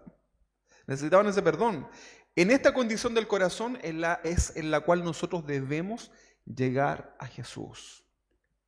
¿Sí? En tu vida. Así tú y yo debemos llegar a los pies de Jesús. Sabiendo, ¿verdad? Que no tenemos esperanza. Que estábamos destituidos de la gloria del Señor, ¿verdad? Y así, con esa condición del corazón, tú llegas delante de Dios, de Jesús, suplicándole el perdón de tus pecados. Esa es la correcta actitud que debe llegar un pecador delante de Dios, ¿verdad? ¿En qué parte está esto de que, mira, véngase para acá para que Dios te haga el milagro, te restaure esto, te dé el auto, no sé qué? Nada que ver, nada que ver. Por eso cuando un pecador se arrepiente, verdaderamente, dice la Biblia que hay como una fiesta en los cielos, ¿verdad? Lucas 15:7, se lo leo rapidito, dice: os digo que así habrá más gozo en el cielo por un pecador que se arrepiente que por 99 justos que no necesitan arrepentimiento. Habla del arrepentimiento. Estos hombres, al darse cuenta que estaban en un tremendo problema, comprenden su culpa y buscan entonces una respuesta en Pedro, ¿verdad? Y le hacen una pregunta, le dicen: ¿qué debemos hacer? ¿Verdad? Una situación similar vive más adelante el apóstol Pablo. Estos hombres piadosos le dicen a Jesús, a Pedro, ¿qué debemos hacer? Y el apóstol Pablo también hace esta pregunta más adelante. ¿Se acuerdan cuando iba camino de Damasco y se le aparece el Señor y lo confronta con su vida? ¿Verdad? El apóstol Pablo también, ¿verdad?, en su proceso de conversión experimenta todo esto de ser convencido de su pecado, es convencido de que él, al que había perseguido, ¿verdad?, era nada más y nada menos que a Cristo, de sus discípulos él fue testigo de las torturas y las masacres. Y también el apóstol hace esta misma pregunta en Hechos, más adelante, Hechos capítulo 22, 10, en este contexto, dice así: y dije, ¿qué haré, Señor? ¿Verdad? Le dice Pablo, el apóstol, ¿verdad? ¿Qué haré, Señor? ¿Qué debo hacer? Y el Señor le dice, levántate y ve a Damasco y allí se te dirá lo que está ordenado que hagas. ¿Qué haré? Otro personaje que también hace esta pregunta, miren qué interesante esto, otro personaje que es confrontado en su condición pecadora, también hace la misma pregunta, ¿verdad? Acá yo me refiero más adelante, en Hechos 16:30, me refiero al carcelero de Filipo, ¿verdad? Que también hace esta pregunta, ¿a quién? A Pablo y a Silas. ¿Se recuerda que estaban ahí encarcelados y sucede algo? Y le dice en Hechos 16:30, dice, y sacándolos, ¿verdad? Estaban encarcelados, les dijo, señores, ¿qué debo hacer para ser salvo? ¿Se da cuenta lo que produce en el corazón de las personas el verdadero evangelio? ¿Qué debo hacer? Solo un corazón que comprende la grandeza de Dios y su condición de estoy en un tremendo problema, esa es la condición de tu corazón, ¿verdad? Hará la pregunta, ¿qué debo hacer? Cuando el doctor le dice a alguien, tienes una enfermedad terrible y esto se ve mal, ¿y qué le dices tú? Doctor, ¿y qué podemos hacer? ¿O no? ¿Para qué? ¿Para qué le haces esa pregunta? Para salvarte, ¿verdad? Sanarte, qué sé yo. Para mejorar tu condición. Esa es una pregunta obvia, ¿verdad? ¿Qué debo hacer, verdad? Esta pregunta nos habla también de la sumisión que hemos venido hablando. Nosotros somos sometidos bajo la poderosa mano del Señor. ¿Es usted un sometido delante del Señor o no? Claro que sí, pues hermano. Si usted no lo entiende, mire, un segundo de contemplar la imagen del Señor le bastaría para comprender lo que usted y yo somos delante del Señor. Nada. Por ahí alguien lo graficó en la Biblia diciendo siervos inútiles. O sea, servimos, pero seguimos siendo inútiles. Un buen título, ¿verdad? Debemos ubicarnos en el lugar que nos corresponde ante Dios. ¿Te das cuenta que no tiene nada que ver con la actitud que muchos tienen al venir a Jesús, verdad? Ya, ok, hasta acepto el desafío de ser un hijo de Dios. Mira, lo voy a probar. Voy a probar a ver si sigo. Quiero una demo por 30 días. Una degustación. ¿Será así o no? ¿Será lo que le estaba diciendo Pedro a estos hombres? No, para nada, ¿verdad? Dios nos libre de eso, ¿verdad? Sin convicción de pecado, hermanos, sin convicción de pecado no hay salvación. No hay salvación. Si tú no estás convencido que eres un pecador asqueroso delante del Señor, no hay salvación. ¿Me dijo asqueroso? ¿Asquerosa? No, esa es la condición en la cual estamos delante del Señor cuando venimos a Él, ¿o no? Claro que sí. Sin convicción de pecados no hay salvación, queridos hermanos. A veces le pregunto a la gente, ¿y usted? O para usted, ¿qué asume usted de todo su problema, verdad? Y muchas veces la gente responde cosas que uno queda realmente impresionado, porque no son capaces de darse cuenta de la condición de su corazón. No son capaces. Y siguen justificándose, ¿verdad? La convicción del pecado en nuestras vidas es una manifestación que nos deja ver que vamos por buen camino. Cuando tú te sientes mal por tu pecado delante del Señor, vas por un buen camino. Cuando tú pecas y sientes ese peso en tu corazón, vas por un buen camino. Cuando te sientes observado, mirado, reprendido, castigado por Dios porque has sido un mal hijo, siéntete hijo. Porque Dios al que ama, disciplina y azota al que recibe por hijo.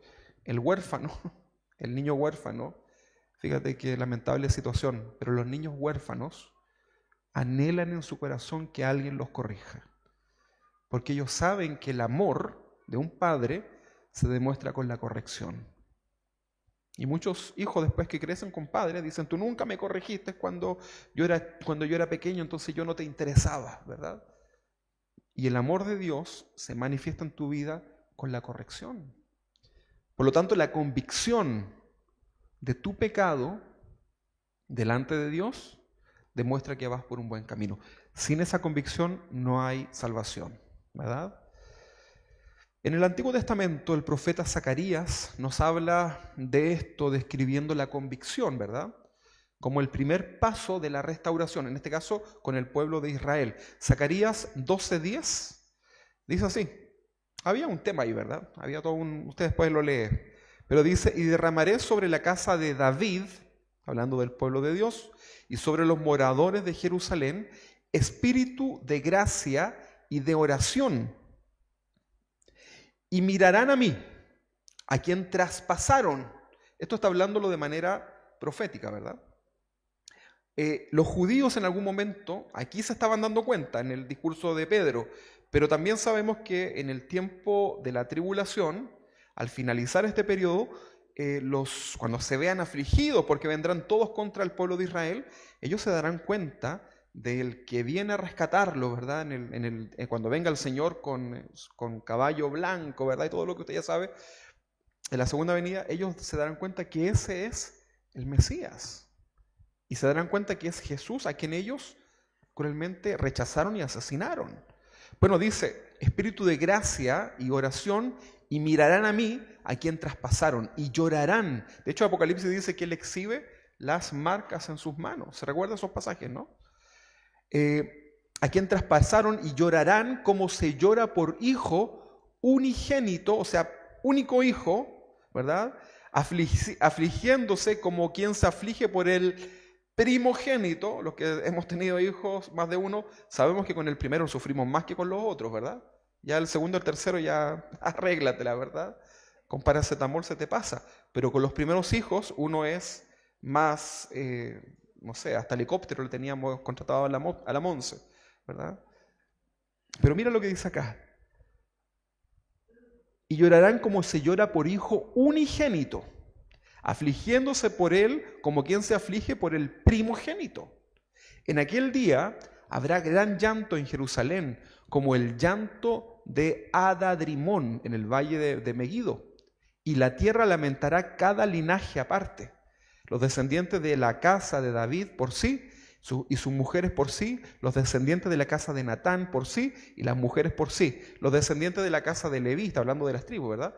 Por sí, y las mujeres por sí, los descendientes de... bueno, ahí habla de todo esto, ¿verdad? Pero está hablando de la convicción de haber pecado, de darse cuenta que a Jesús habían asesinado.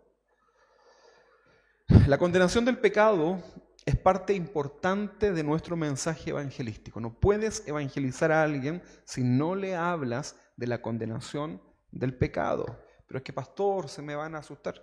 Tienes que hablar del juicio de Dios. Si no, ¿para qué? ¿Cuál es la razón de que una persona se convierta al Señor?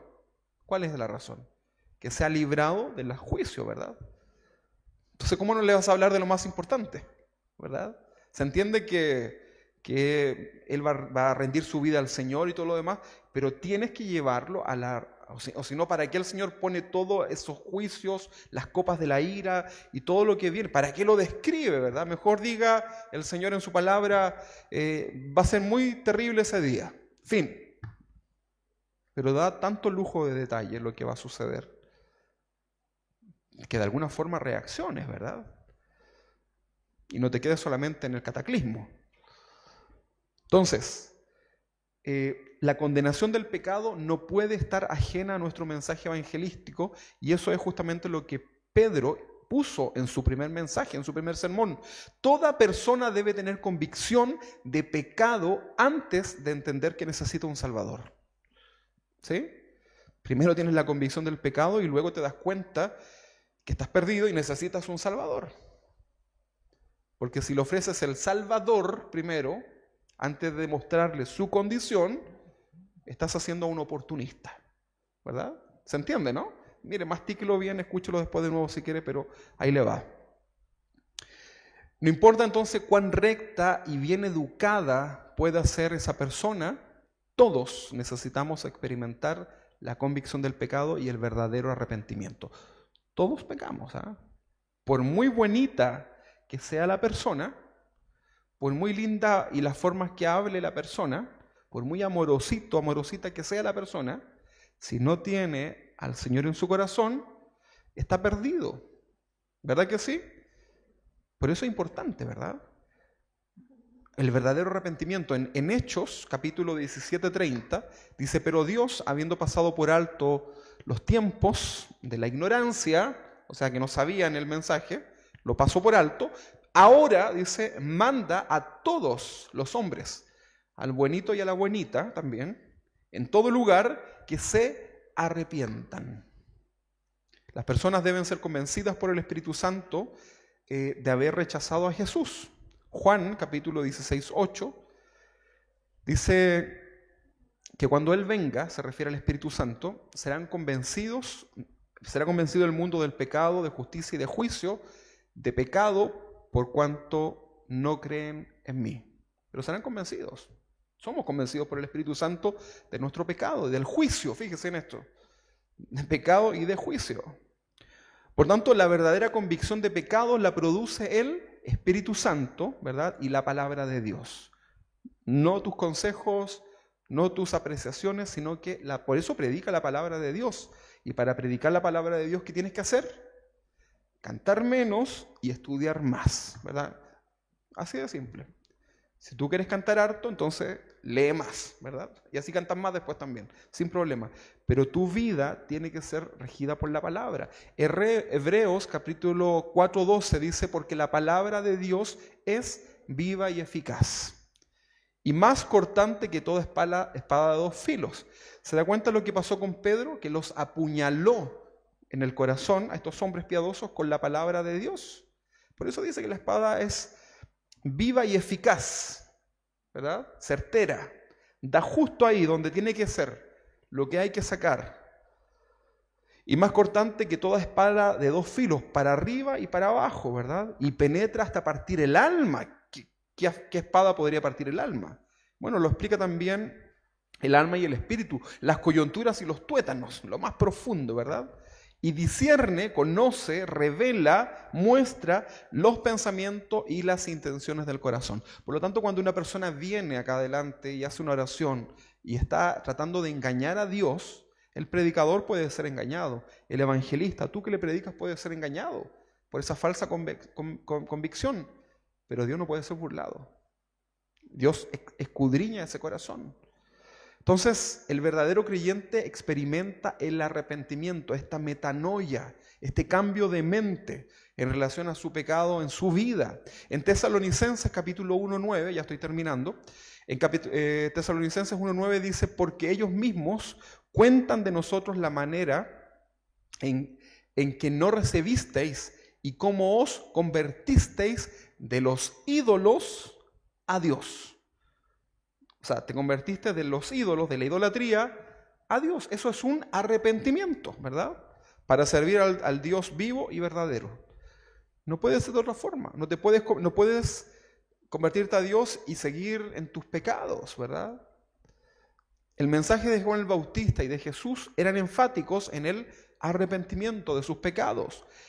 El libro de los Hechos, que estamos estudiando, habla acerca del arrepentimiento como un tema reiterativo. Hechos 3:19 dice, así que arrepentíos y convertíos, para que sean borrados vuestros pecados, para que venga la presencia del Señor en tiempos de refrigerio. Arrepentimiento. Hechos 5:31, a este Dios ha exaltado con su diestra por príncipe salvador, para dar a Israel, ¿qué cosa? Arrepentimiento y perdón de sus pecados. El tema del arrepentimiento es constante en Hechos. En Hechos 8:22 dice, arrepiéntete. Una palabra que hoy día se burla a la gente, ¿verdad? Pero acá dice, arrepiéntete pues de tu maldad y ruega a Dios si quizá te sea perdonado el pensamiento de tu corazón. Ahí había una historia. Usted la puede recordar o estudiar. Hechos 11:18 dice, entonces, oídas estas cosas, callaron y glorificaron a Dios diciendo, de manera que también a los gentiles ha dado Dios arrepentimiento para vida. Nuevamente, Hechos 17:30 dice, pero Dios, habiendo pasado por alto los tiempos de esta ignorancia, ahora manda a todos los hombres en todo lugar que se arrepientan. Hechos capítulo 20, versículo 21, testificando a judíos y a gentiles acerca del arrepentimiento para con Dios y de la fe en nuestro Señor Jesucristo. Hechos capítulo 26, 20, nuevamente reitera y podríamos seguir, sino que anuncie primeramente a los que están en Damasco y Jerusalén y por toda la tierra de Judea y a los gentiles, ¿qué cosa? Que se arrepintiesen y convirtiesen a Dios haciendo obras dignas de arrepentimiento. ¿Es acaso el tema del arrepentimiento un tema reiterativo? Claro que sí. Un comentarista bíblico dijo, se los leo textual, el falso arrepentimiento teme las consecuencias del pecado. De nuevo, el falso arrepentimiento teme las consecuencias del pecado. El verdadero arrepentimiento teme al pecado en sí. Es difícil, ¿eh? Después se los mando para que lo lea con calma en casa. Y sigue otro comentarista y dice, el verdadero arrepentimiento aborrece el pecado por lo que es. Y dice que es una afrenta a Dios. Lo aborrece, ¿verdad? El verdadero arrepentimiento. Te da repugnancia. Dice, saber que el pecado es malo y que Dios lo detesta, motiva a la persona verdaderamente arrepentida a abandonarlo. ¿O no? Claro que sí. Puro sentido común. Dice, el verdadero arrepentimiento, por tanto, abandona el pecado y se vuelve en total compromiso a Jesús. Eso es el verdadero arrepentimiento, ¿verdad? Ay, Señor, ya termino. Volvamos al texto base, entonces, de hecho, para ir finalizando este primer mensaje. Quiero terminarlo acá. Hechos 2:37 dice, al oír esto se compungieron de corazón y dijeron a Pedro y a los otros apóstoles, varones, hermanos, ¿qué haremos? Pedro les dijo, arrepentíos y bautícese cada uno de vosotros en el nombre de Jesucristo para perdón de pecados y recibiréis el don del Espíritu Santo, ¿verdad? Probablemente para muchos el bautismo en el nombre del Padre, del Hijo y del Espíritu Santo sea algo muy lindo, ¿verdad? Cuando usted se bautizó, ¿qué les digo yo cuando lo bautizo? O el que los bautizó, te bautizo en el nombre del Padre, del Hijo y del Espíritu Santo, para abajo, ¿verdad? Y para arriba. Listo. Y ustedes aplaudimos, cantamos, ¿verdad? Tengo vida nueva y listo, hermoso, ¿verdad? Sin embargo, vemos a Pedro invitar en ese momento, a estos 3,000 varones piadosos a mostrar su convicción y su fe a través del bautismo en el nombre de Jesús. Le está ahí, le está pegando el 8, ¿no? En el nombre de Jesús. Esta frase era por algo, era con su qué. Es que, hermanos, confesar a Jesucristo como el Señor en esos tiempos es muy distinto a confesarlo hoy día. El que confesaba a Cristo como Señor, el Curios, el Señor de todo, estaba frito. Eso garantiza que podría ser verdadera esa convicción, ¿o no? Y me seréis testigos y seréis mártires, moriréis por mi causa. Entonces, no leamos tan rápido, ¿verdad? El bautismo era un acto público. Era un acto público, ¿verdad? En algún momento, los cristianos, vamos a ver las crónicas, cuentan que los bautismos se hacían de madrugada, de noche. ¿Sabían por qué? Porque también había peligro, ¿verdad? Ya habían pasado esta primera etapa y ya cuando había una convicción verdadera, tampoco eran talibanes, ¿verdad? Entonces ya luego se bautizaban de madrugada porque era la forma en que podían hacerlo, pero también resguardando su integridad, ¿o no? ¿O usted lo haría así como, voy a transmitir en vivo mi bautismo y mi ubicación para que me vengan a matar? Pero así sucedía, ¿verdad? Pedro ya estaba entendiendo que el reino de Dios no es para los cobardes, a pesar que lo había sido, ya lo estaba entendiendo. El reino de Dios no es para los que se esconden y niegan a Jesús, como lo había hecho. Pedro está desafiando a estos varones piadosos que en un acto público rindan su vida al Señor, reconociendo que Dios está por sobre todo. Mateo capítulo 10, 32 dice: a cualquiera pues que me confiese delante de los hombres, yo también le confesaré delante de mi Padre que está en los cielos. ¿Se da cuenta que tiene un poquito más de sentido esta palabra ahora con este contexto? Y a cualquiera que me niegue delante de los hombres, yo también le negaré delante de mi Padre que está en los cielos. Mire, una cosa es poner en su Facebook: soy cristiano gracias a Dios, y lo publica de manera pública, a confesarlo en este contexto. ¿Verdad que sí? ¿Se entiende, no? Ok, entonces con este desafío público, Pedro se estaba asegurando de que cualquier falso arrepentido se le colara. Los falsos hacen perder tiempo en la iglesia. A veces los pastores perdemos tiempo intentando pastorear cabras. Un día un pastor me dijo: no pastorees cabras, pastorea ovejas. Ese es tu llamado.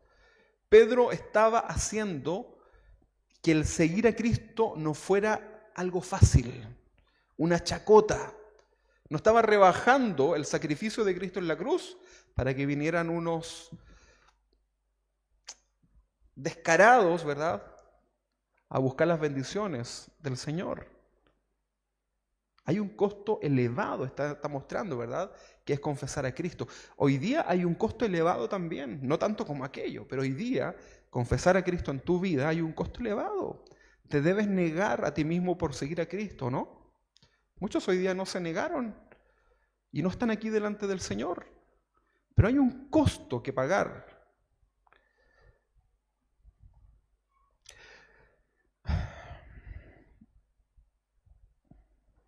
De todos modos, este modelo de evangelismo no era algo propio de Pedro. No piensen ustedes que Pedro lo inventó. Cero aporte. Estas eran las mismas palabras de Jesús. Lucas 14:25 dice que grandes multitudes iban con él, con Jesús. Y volviéndose les dijo, fíjense la emoción del corazón de Jesús: si alguno viene a mí, le dice a estos que, imagínense, Jesús caminando, multitud de atrás, se da vuelta a Jesús y le dice: si alguno viene a mí y no aborrece a su padre y su madre, a su mujer, a sus hijos, a su hermano, a su hermana y aún su propia vida, aborrecer significa que lo pone en el primer lugar, no puede ser mi discípulo. Y el que no lleva su cruz, su problema, ¿verdad?, sus dificultades, no lleva su cruz. La cruz era el lugar donde estoy dispuesto a ser crucificado, ¿verdad? En la cruz muere la carne. No es para que el emocional diga: ay, sí, me gusta esta parte porque yo soy tan sufrido. No, tu cruz es para que crucifiques tu carne y dejes de pecar, ¿verdad? Cuando crucificas la carne, en la cruz, por ejemplo, el que está crucificado trata de librarse, ¿verdad? Trata de hacer algo. Y en la medida que se va debilitando, se va desangrando, ¿verdad?, es torturado, ¿qué es lo que le pasa a esa persona? ¿Qué le pasa? ¿Qué le pasa al que está en la cruz? Se muere. Se muere, ¿verdad? Es fácil, no se muere. ¿Y qué le pasa a la carne? Se muere y sigue la carne, ¿sí? La carne. Y ya tú puedes provocarlo y no pasa nada. Así debemos crucificar nuestra carne. Llega un momento en que tú luchas con el pecado que a lo mejor te complica, ¿verdad?, que te hace la vida a cuadritos. Pero ya llega un momento en que lo pones ahí delante del Señor y luchas, y ya llega un momento que ya eso, Satanás ya no tiene cabida en eso, ¿verdad? Y queda inmovilizado, ¿verdad? Pero van a seguir viniendo otras tentaciones. Pero tienes que luchar, hermano, hermana. Si no, no tiene sentido la vida cristiana. Por agradar a Dios, hazlo por amor del Señor. Dios quiere que tengas vida y vida en abundancia, y el pecado no te lleva a ninguna parte, ¿verdad? Entonces, si el que no lleva su cruz y viene en pos de mí, con todo eso no puede ser mi discípulo, mi aprendiz, mi seguidor significa. Porque ¿quién de vosotros, queriendo edificar, fíjese, hablando de ser discípulo, dice esto: ¿quién de vosotros, queriendo edificar una torre, no se sienta primero y calcula los gastos, a ver si tiene lo que necesita para acabarla? Está hablando de que para servir al Señor tú te tienes que sentar un ratito y pensar lo que significa y lo que cuesta y lo que necesitas para comenzar a construir tu vida espiritual como un discípulo del Señor, ¿o no? Así que antes de pasar tan apresurados muchas veces delante del Señor y decir, sí, quiero ser tu discípulo, no. Piénsalo. Piensa lo que significa. Ya le estaba diciendo que había que aborrecer, amar menos, ¿verdad? O más que amar menos, es mejor decir, poner a Dios en el primer lugar, por sobre tu esposa, tus hijos, tu familia, todo lo demás. Por sobre tu propia vida, Dios. Tu propia vida significa tu cansancio también, ¿verdad? No le puede dar ninguna explicación a Dios por eso. Imagínate. Porque ¿quién de vosotros, queriendo edificar una torre, no se sienta primero y calcula los gastos, saber si tiene lo que necesita para acabarla? No sea que después que haya puesto el cimiento y no pueda acabarla, todos los que vean comiencen a hacer burla de él diciendo, este hombre comenzó a edificar, este empezó a ir a la iglesia, ¿verdad? Y no pudo acabar. ¿O qué rey, al marchar a la guerra contra otro rey, no se sienta primero y considera si puede hacer frente con 10,000 al que viene contra él con 20,000? Y si no puede, cuando el otro está todavía lejos, le envía una embajada y le pide condiciones de paz. Es lo lógico, ¿verdad? Así pues, cualquiera de vosotros que renuncie a todo lo que posee, que no renuncie a todo lo que posee, no puede ser mi discípulo. ¿Estás dispuesto a renunciar a todo en tu vida por el Señor? ¿Sí? ¿Sí o no? Bueno, ahí está, ¿verdad? Congregarnos, lo más básico, lo más básico. Ocupémonos, hermanos, de nuestra salvación y no descuidemos este mensaje que nos salva. Analiza cómo está tu vida hoy día. Si estás mal, aún estás a tiempo, ¿verdad? Finalicemos entonces esta lectura con el capítulo 2 de Hechos, versículo 37. Dice, y al oír esto se compungieron de corazón y dijeron a Pedro y a los otros apóstoles, varones, hermanos, ¿qué haremos? Pedro les dijo, arrepentíos y bautícese cada uno de vosotros en el nombre de Jesucristo para perdón de los pecados y recibiréis el don del Espíritu Santo para que vaya con vosotros, porque para vosotros es la promesa y para vuestros hijos y para todos los que están lejos, para cuanto el Señor nuestro Dios llamare.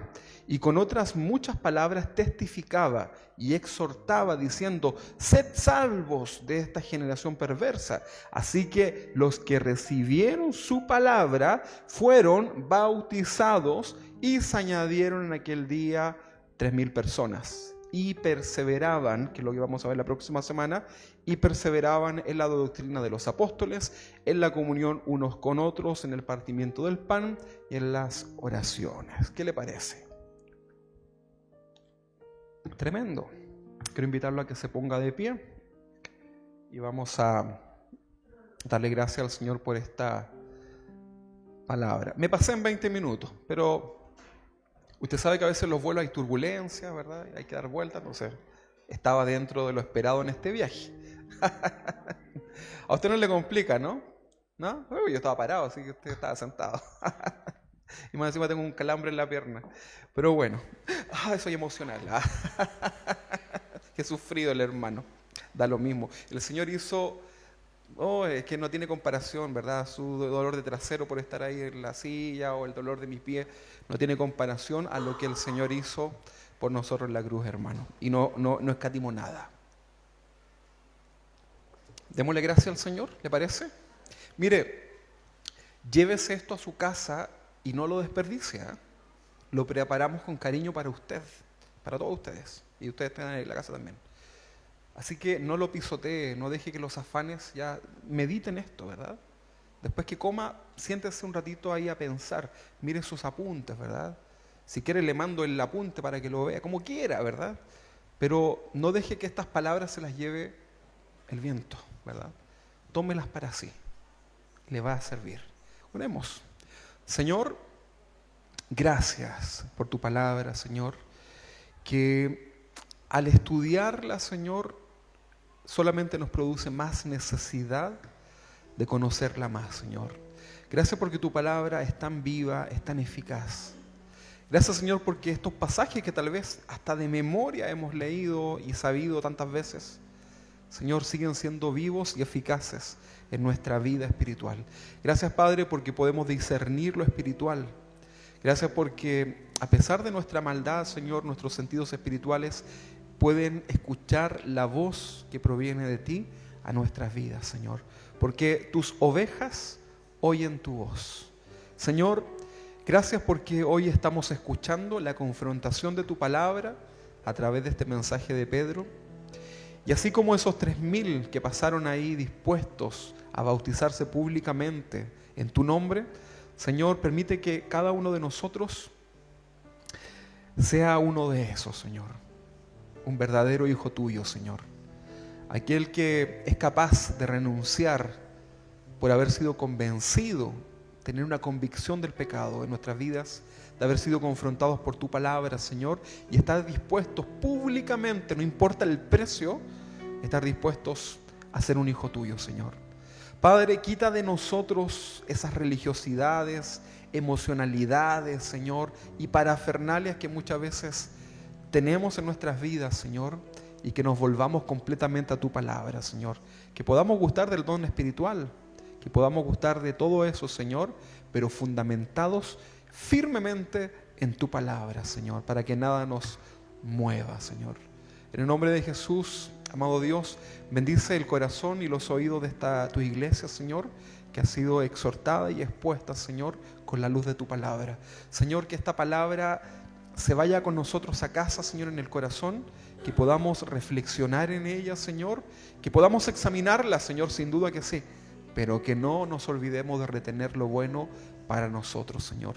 Señor, te necesitamos. Señor, necesitamos cada día más de tu palabra.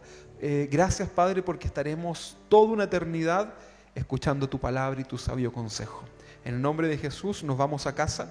Bendice a mis hermanos que están aquí. Bendice a los que están en sus casas, Señor. Ayúdanos, Señor, a crecer y madurar para tu gloria, Señor.